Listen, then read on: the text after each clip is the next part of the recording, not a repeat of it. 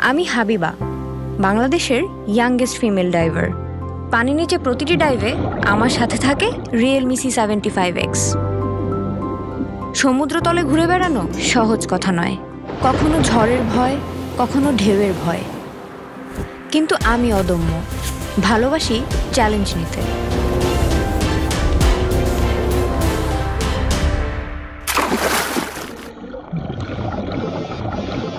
সমুদ্রের নিচে আছে রঙিন, নীরব অথচ জীবন্ত এক পৃথিবী।